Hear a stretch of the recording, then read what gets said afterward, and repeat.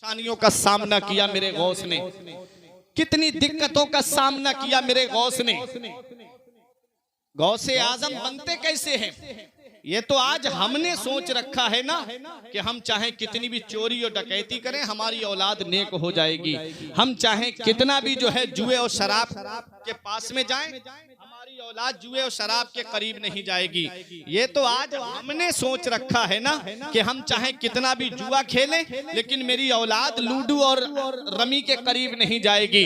इतना याद रखना ऐ मूड़ा बुजुर्ग के जिंदा दिल मुसलमानों, ऐ कुर्बो जवार से आने वालों। गेहूं के पेड़ पे गेहूं आता है, धान के पेड़ पे धान आता है। मैंने ऐसा कभी नहीं सुना कि मैंने खेत में केले की फसल लगाई हो और उस पर आम आ गया हो। मैंने कभी ऐसा नहीं सुना कि मैंने खेत में गेहूं की फसल लगाई हो और उस पर धान उगाया हो। जैसा पेड़ होगा वैसा ही उस पर फल आएगा। आज ये तो हमने सोच रखा है ना कि हम चाहे कितना भी खैनी और गुटखा खाएं मेरी औलाद गुटखे को हाथ नहीं लगाएगी। इतना याद रखना अल्लाह का कानून चलता है, हर चीज एक अंदाजे से चल रही है। सब्बे हिस्मे रब्बिकल आला, पाकी है रब्बे आला के लिए जिसने हर चीज को एक अंदाजे पे पैदा फरमाया है।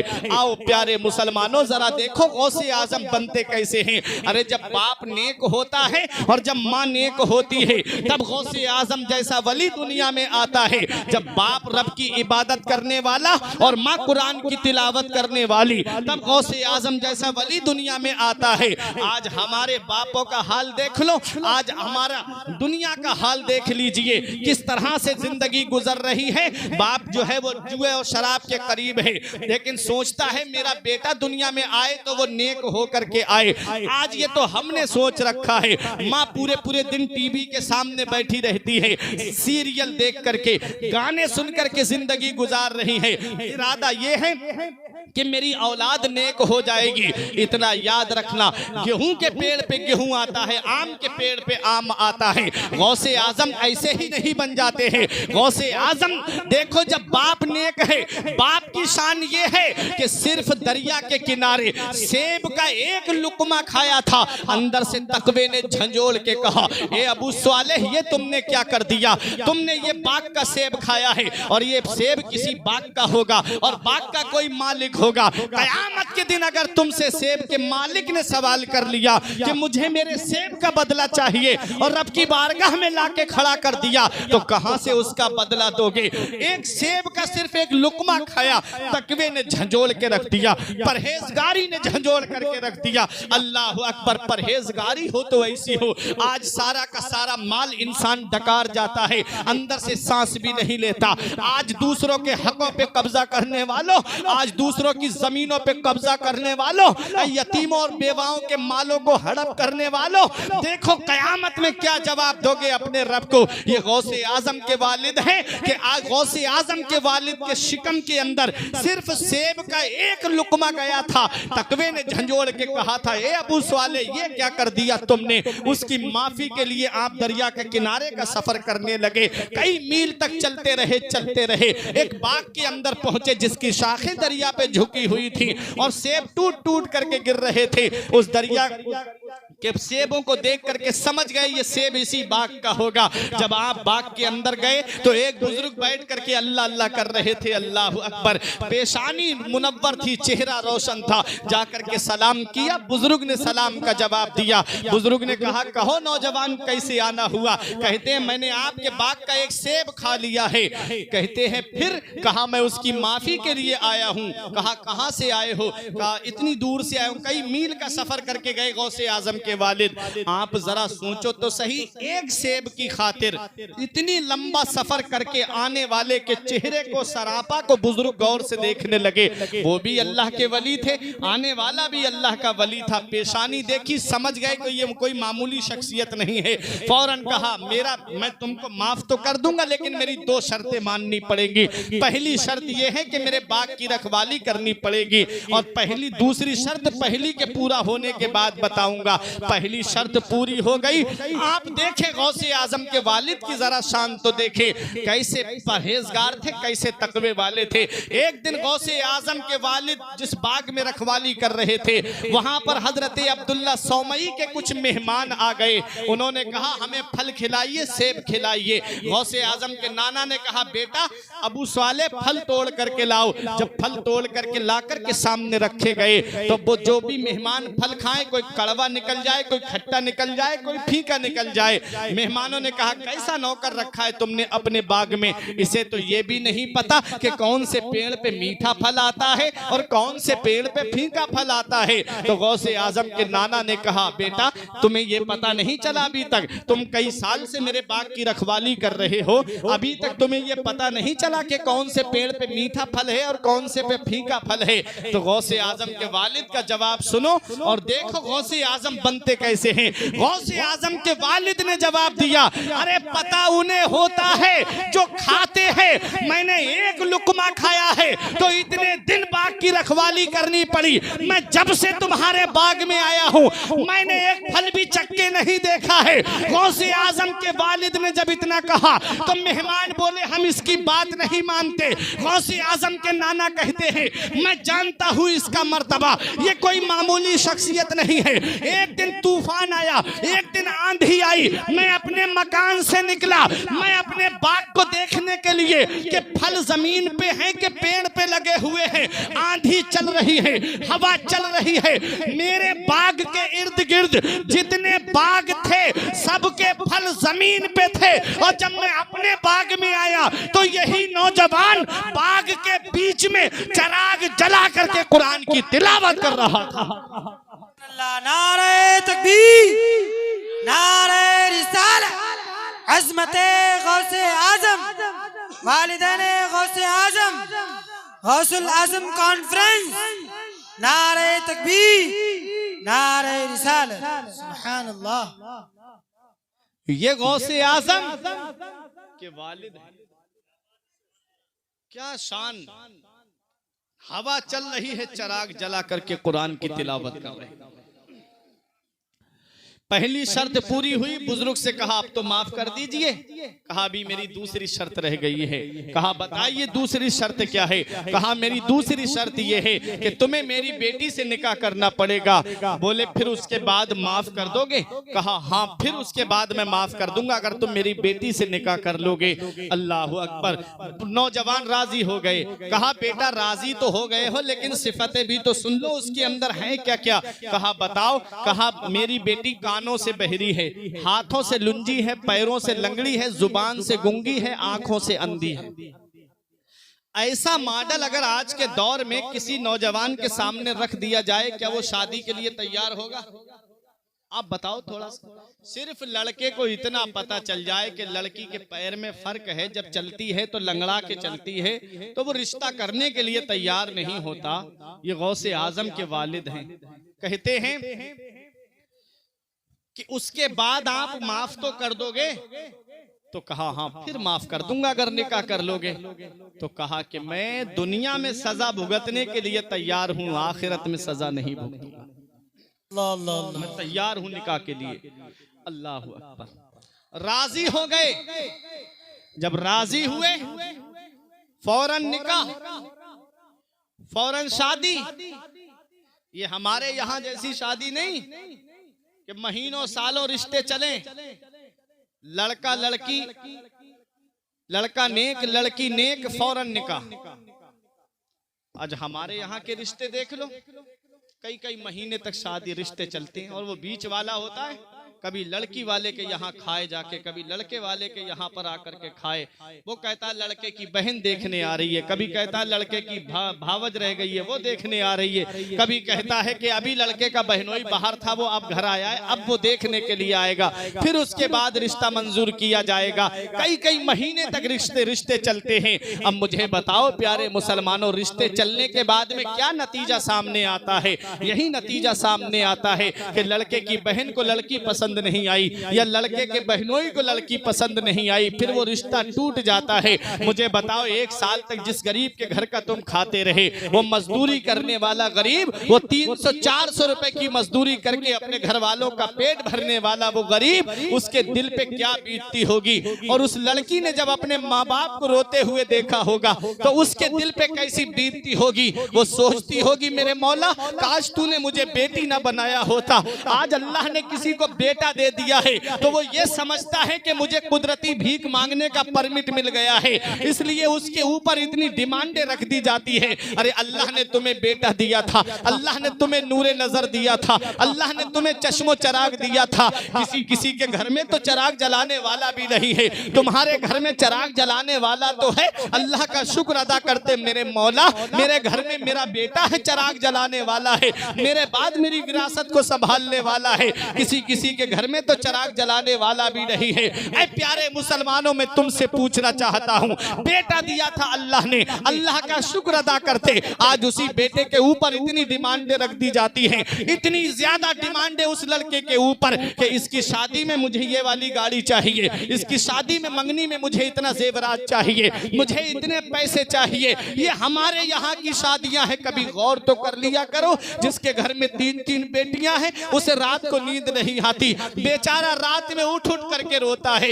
एक बेटी की शादी करने में इतना कर्जा उसके ऊपर हो जाता है कि और बेटियों के बालों में चांदी उतर आती है, बाल सफेद पड़ने लगते हैं, और बेटियों के हाथ पीले नहीं कर पाता, रातों में उठ करके रोता है वो गरीब। मेरे मौला काश तूने मुझे दौलत दी होती, काश तूने मुझे पैसा दिया होता। ऐ प्यारे मुसलमानों, ये जहेज की लानत जो आज मुसलमानों के अंदर आई है, इसने कितने घर तबाह कर दिए, आज इसने कितने घर बर्बाद कर दिए। न जाने कितनी बेटियां हैं जिन्होंने अपनी जिंदगी को खो दिया। अभी चंद साल पहले आयशा नाम की लड़की ने जो समंदर में कूद करके जान दी थी, वो मामला भी लोगों के सामने आया था, जो मरने से पहले कह के गई थी, मुझे इंसानों की सूरत से नफरत होने लगी है। कभी इसका गौर किया आपने, ये इसके पीछे किसका हाथ था? वो कह के गई कि मेरे ससुराल वाले मुझे बार-बार जहेज के नाम पे टॉर्चर करते हैं, जहेज के नाम पे मुझे परेशान करते हैं। देखो मदीने वाले मुस्तफा ने क्या पैगाम दिया था। मिशकात शरीफ उठा करके देखो,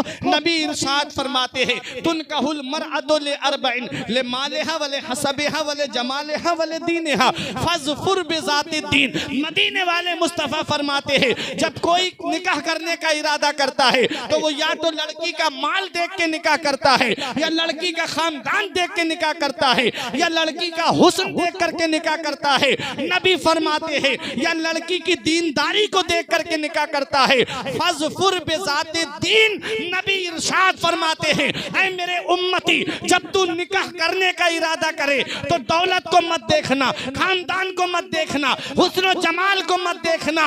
अगर देखना है तो उसकी दीनदारी को देखना। तू परहेजगार लड़की को इख्तियार करना। हदीस पाक से हमें पैगाम मिल गया, दौलत दुनिया में काम आती है, खानदान दुनिया में काम आता है। अरे ये हुस्न और जमाल जो है चंद सालों के बाद मिटने लगता है, लेकिन दीनदारी ऐसी है जो जमीन पर भी काम आती है, जमीन के नीचे भी काम आती है। इसलिए दीनदार लड़की को इख्तियार करो, इसलिए दीनदार लड़की घर में लाओ। हमने देखा है आज का हुस्न क्या है। अरे ब्यूटी पार्लर जाने से पहले देख लो और ब्यूटी पार्लर से बाहर आने के बाद देख लो, ये कोई हुस्न है?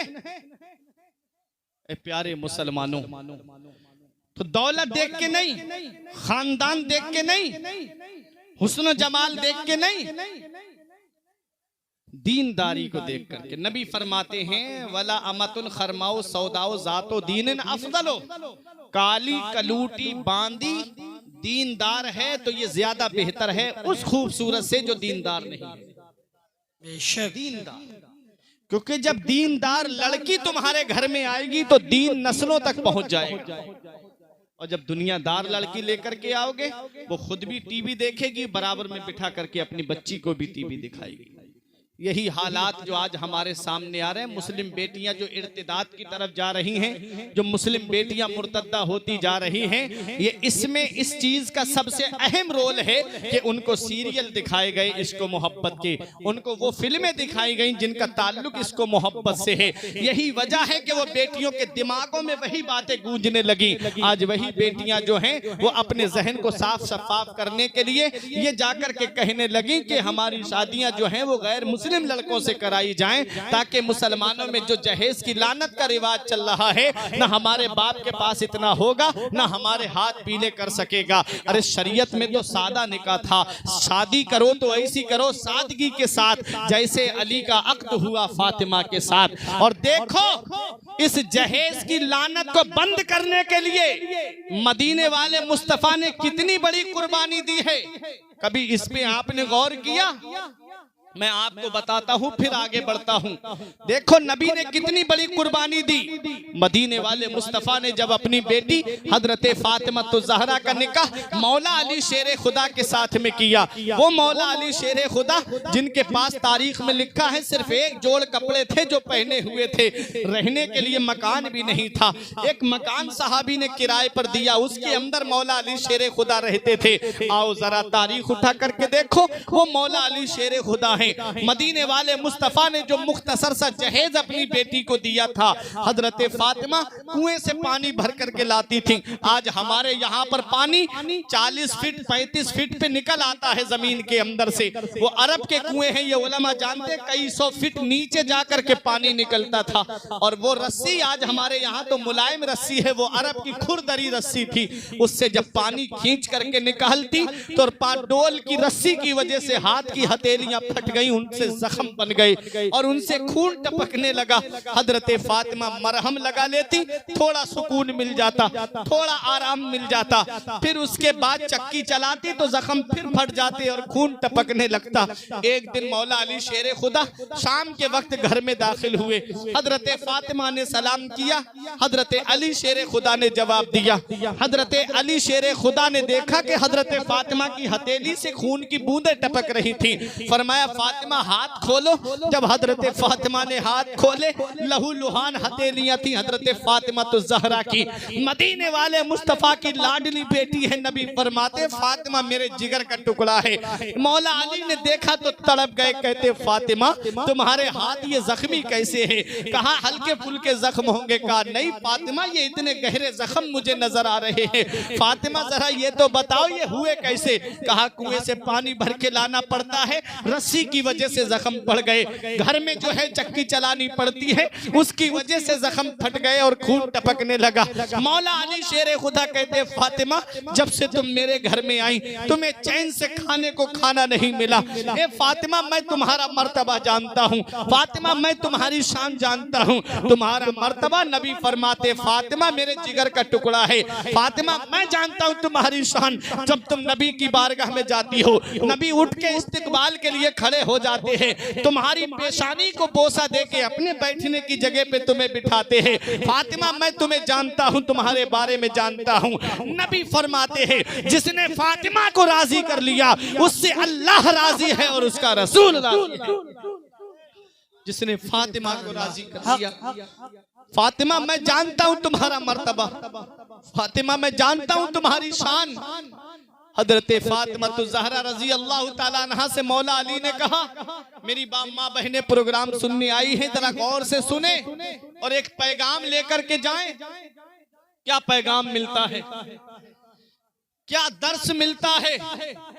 हजरत फातिमा तो ज़हरा से मौला अली ने कहा तुमने मुझे बताया क्यों नहीं? तब हजरत फातिमा कहती हैं मेरे शौहर तुम दिन भर के थके हारे काम से आते हो और जब मैं तुम्हारे सामने अपने दुख रख दूं तो तुम और परेशान हो जाओगे। और मेरे बाबा ने मुझे रुखसत करते वक्त मुझसे कहा था फातिमा कयामत में जब तेरी और मेरी मुलाकात हो तो मुझसे इस हाल में मिलना मेरी बेटी तेरा शौहर अली तुझसे राजी हो। मेरे बाबा ने तुम्हारी फर्मा बरदारी करने का मुझे हुक्म दिया है, मैं कैसे अपने दुख आपके सामने रख देती।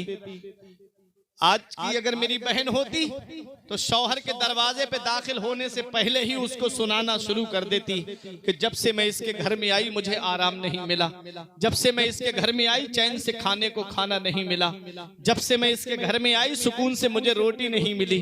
आज की मेरी बहन होती तो कितने शौहर के सामने गिले शिकवे रख देती। वो नबी आजम की बेटी है, वो फातिमा तो ज़हरा है, फरमाती कहती हैं मेरे शौहर, मेरे बाबा ने मुझसे कहा था कि अली को राजी रखना, अली को खुश रखना, क्योंकि शौहर जो होता है उसका मर्तबा बड़ा बहुत बुलंद होता है। नबी फरमाते दुनिया में अल्लाह के अलावा अगर किसी को सजदा करना जायज होता तो मैं औरतों को हुक्म देता कि वो अपने शौहरों को सजदा करें। ये शौहर अल्लाह की इतनी बड़ी नेमत है, इसका पता तब चलता है जब ये साए सर से उड़ जाते हैं। फिर औरत की ना मैके में इज्जत रहती है ना ससुराल में इज्जत रहती है। ईद के दिन बेचारी बैठी रहती है बच्चों को लेकर के, काश मेरे बच्चों को नए कपड़े मिल जाते। और जब तक शौहर का साया सर पे रहता है बच्चे भी जो है वो नए कपड़े पहन करके ईद की नमाज अदा करने के लिए जाते हैं। ये शौहर है, जिस दिन इसका साया सर से उड़ जाता है उस दिन कोई खैरियत पूछने वाला नसीब नहीं होता। देखो मौला अली शेर खुदा ने कहा फातिमा तुमने मुझे बताया क्यों नहीं? हजरत फातिमा तो ज़हरा ने कहा मेरे बाबा ने मुझसे कहा है कि अली तुमसे राजी रहे। मौला अली ने कहा फातिमा ऐसा करो, तुम नबी की बारगाह में चली जाओ और नबी आजम की बारगाह में कुछ कनीजें कुछ बांदियां आई हैं, तुम जाओ और जाकर के नबी से ये अर्ज करो कि आका एक बांदी आपको दे दे ताकि घर का कामकाज कर दिया करे। मेरे आका हुजूर सल्लल्लाहु अलैहि वसल्लम की लाडली बेटी कहती है मैं नहीं जाऊंगी। मौला अली ने फरमाया मेरा हुक्म है। कहती है तब तो जाना पड़ेगा, आपका हुक्म है तो जाना पड़ेगा। अब मेरे आका हुजूर सल्लल्लाहु अलैहि वसल्लम का हुजरा जो है वो भी मस्जिद नबवी शरीफ में, और उसका दरवाजा भी मस्जिद नबवी शरीफ की तरफ खुलता है अंदर को। और हजरत फातिमा का जो रूम था, जो हुजरा था, वो मेरे नबी के हुजरे के ठीक पीछे है। जो हज करके आए हैं, जो गए हैं मदीना मुनव्वरा, वो जानते हैं जब बाबे जिब्राइल से दाखिल होंगे तो एक तरफ मेरे नबी के हुजरे मुबारक का दरवाजा नजर आता है और दूसरी साइड में हजरत फातिमा के हुजरे का दरवाजा नजर आता है। लेकिन आओ जरा देखो हजरत फातिमा के पर्दे की शान तो जरा देखिए। इतने करीब घर होने के बावजूद तारीख बताती है, इस्लामी हिस्ट्री हमें ये दर्श देती है कि जब तक पर्दे का हुक्म नाजिल नहीं हुआ था हजरत फातिमा दिन में अपने बाबा के घर आ जाती थी, लेकिन जब से आयते पर्दा नाजिल हुई है हजरत फातिमा कभी अपने बाबा के घर में दिन के उजाले में नहीं आई, जब भी आई तो रात के अंधेरे में आई। ये उनका पर्दा था। मेरा इमाम कहता है जिनका आंचल न देखा महो महर ने, जिनका आंचल न देखा महो महर ने, उस रिदाए नुज़ाहत पे लाखों सलाम। सैयदा जाहिदा तैयबा ताहिरा जाने अहमद की राहत पे लाखों सलाम। खूने खैरुर रसूल से है जिनका खमीर, उसकी बेलौस तीनत पे लाखों सलाम। वो हजरत फातिमा है। जब तक पर्दे का हुक्म नाजिल नहीं हुआ था, और जैसे ही नाजिल हुआ कभी दिन में नहीं आई, जब भी आई तो रात के अंधेरे में। और देखें मस्जिद नबवी में उनके हुजरे का भी दरवाजा खुलता है, मेरे नबी के भी हुजरे का। कितने कदम चलना होगा, अपने हुजरे से निकली, चंद कदम चली, आका के हुजरे में आ गई। बस इतना सा फासला, चंद कदम का फासला।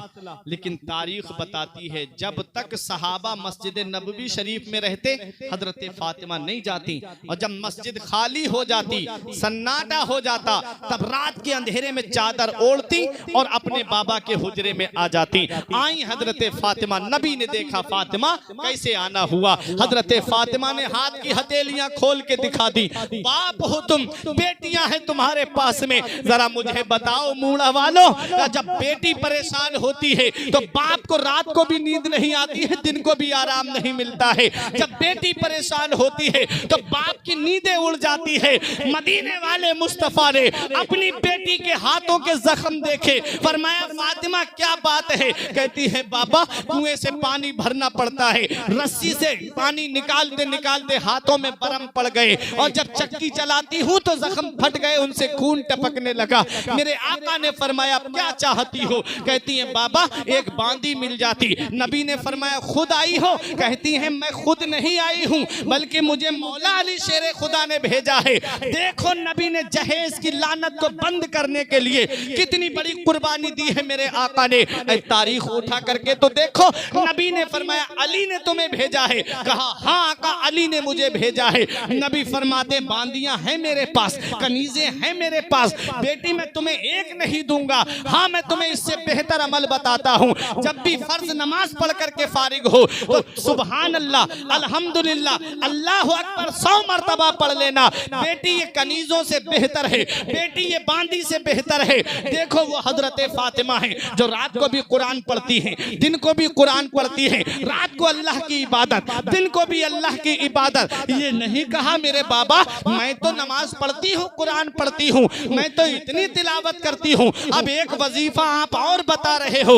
ये नहीं कहा हजरत फातिमा ने, बल्कि सरे तस्लीम खम कर दिया और उसे मान लिया और इसे तस्बीह फातिमा कहते हैं। इंसान कितना भी थका हारा क्यों ना हो, ईशा की नमाज पढ़ ले और ईशा की नमाज पढ़ करके बिस्तर पे जब जाए तो 33 मरतबा सुभान अल्लाह, 33 मरतबा अल्हम्दुलिल्लाह और 34 मरतबा अल्लाहु अकबर पढ़ करके सो जाए, कोई दुनियावी बात ना करे तो अल्लाह ताला पूरे दिन की थकावट को दूर फरमा दे। ये तस्बीह फातिमा है। मदीने वाले मुस्तफा ने फरमाया बेटी तुम ये तस्बीह पढ़ा करो। सुभान अल्लाह। कायनात अर्ज करती है या रसूल अल्लाह आपको बेटी के हाथों के जख्म नजर नहीं आते? आप बांदियां बांट रहे हो, आप गुलाम बांट रहे हो या रसूल अल्लाह। आप अपनी बेटी को एक बांदी दे देते तो क्या हो जाता, एक कनीज दे देते बेटी को तो क्या हो जाता। तो नबी की रहमत ने जवाब दिया था मैं एक नहीं 10 दे सकता था। अरे दुनिया की बांदियां क्या है, मैं हुक्म दे देता तो जन्नत से हूरे फातिमा का काम करने के लिए आते। नबी का किरदार बोल रहा था, नबी का कैरेक्टर बोल रहा था कि हजरत फातिमा को मौला अली शेर खुदा ने भेजा है जो मदीने वाले मुस्तफा के दामाद है। अगर नबी अपने दामाद के कहने पर बांदी दे देते तो आज हर दामाद अपनी बहू को भेज करके कहता जा अपने मैके से ये सामान लेकर आ, जा आज ये मुझे सामान चाहिए, जा मुझे आज ये चाहिए। जब नबी ने अपने दामाद को दिया है तो हमें भी चाहिए। मदीने वाले मुस्तफा ने वो दरवाजा वही बंद कर दिया और नबी की रहमत ने जवाब दिया कि मुझे अपनी बेटी के हाथों के जख्म तो गवारा है, अरे जहेज की लानत का दरवाजा खुल जाए ये गवारा नहीं है। ये मेरे नबी की रहमत ने वही जवाब दिया। किरदार है। तो आज हमारे यहाँ की शादियां लेट होती जा रही हैं, देरी होती जा रही है। क्यों? उसकी कई वजह हैं। एक तो वजह यह है कि हम लंबी लंबी डिमांडें, ना ऐसा रिश्ता मिल रहा है ना शादी जल्दी कर रहे हैं। इतना याद रखो लड़का लड़की बालिग हो गए और उनसे कोई गुनाह सरजद हो गया तो उनको तो गुनाह मिलेगा ही, उसके माँ बाप को भी इसकी सजा कयामत में मिलेगी। कुरान में रब फरमाता है व अनकिहुल अयामा, तुम अपने बच्चों के निकाह कर दो, उनकी शादी कर दो। इन अंतुमुल फुकरा, अगर वो गरीब हैं, युगनीहिमुल्लाहु बिफज़लिही, तो अल्लाह ताला अपने फजल से उनको मालदार कर दे। ये कुरान हमें पैगाम दे रहा है कि लड़का लड़की जब बालिग हो जाए तुम निकाह कर दो। हमने सोच रखा है ना कि अभी एमए किया है, अभी और लड़का आगे पढ़ ले। लड़का जब बीए कर लिया, एमए कर लिया, इंटर कर लिया, अब इसकी नौकरी लग जाए, अब इसकी जॉब लग जाए, अपने पैरों पे तो खड़ा हो जाए। अभी तक किसके पैरों पे खड़ा था? अभी भी वो अपने पैरों पे खड़ा है। ये सिर्फ हमारी सोच बन गई है कि अभी इतनी जल्दी शादी नहीं करेंगे, अभी अपने पैरों पे खड़ा हो जाए, जॉब लग जाए। मुझे बताओ अगर पूरी जिंदगी नौकरी नहीं लगी तो क्या पूरी जिंदगी शादी नहीं करोगे? कुरान कहता है, रब फरमाता है तुम अपने बच्चों के निकाह कर दो, अगर वो गरीब हैं तो अल्लाह ताला अपने फजल से उनको मालदार बना देगा। और निकाह करने के बाद हमने देखा है कि लड़की के बरकत वाले कदम घर में पड़ते हैं तो अल्लाह तबारक व तआला उसके कदमों की बरकत से उस घर में खैर बरकत का नुज़ूल अता फरमाता है। तो निकाह वक्त पे करना चाहिए। देखो गौसे आजम के नाना कहते हैं मेरी दूसरी शर्त माननी पड़ेगी, तुम्हें मेरी बेटी से निकाह करना पड़ेगा, लेकिन उसकी सिफत सुन लो, उसकी खासियत सुन लो।